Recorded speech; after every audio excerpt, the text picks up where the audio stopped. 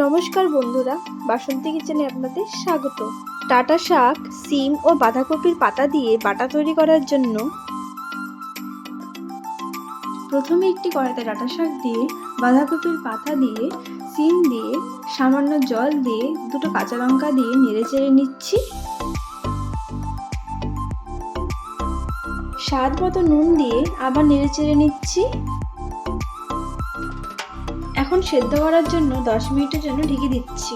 10 minute হয়ে গেছে, ঢাকনাটা সরিয়ে দিচ্ছি। এখন একটু নেড়ে চেড়ে নিচ্ছি। সেদ্ধ হয়ে গেছে, এখন নামিয়ে নিচ্ছি। কড়াইতে তেল দিয়ে শুকনো লঙ্কা দিয়ে দিচ্ছি, কালো জিরে দিয়ে, রসুন দিয়ে, কুচনো পেঁয়াজ দিয়ে নেড়ে চেড়ে নিচ্ছি। পেঁয়াজটা অল্প ভাজা ভাজা হয়ে গেছে, এখন সেদ্ধ করা পাতাগুলো দিয়ে দিচ্ছি। সামান্য হলুদ দিয়ে নেড়েচেড়ে নিচ্ছি। কুচনো টমেটো দিয়ে আবার নেড়েচেড়ে নিচ্ছি।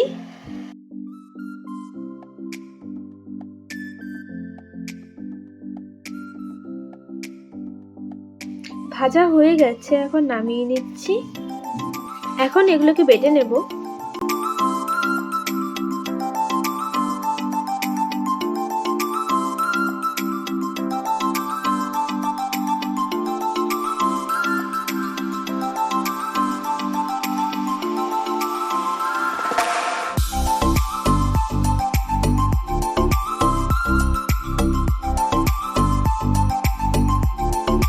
ডাঁটা শাক, বাঁধাকপির পাতা ও সিমের বাটা তৈরি।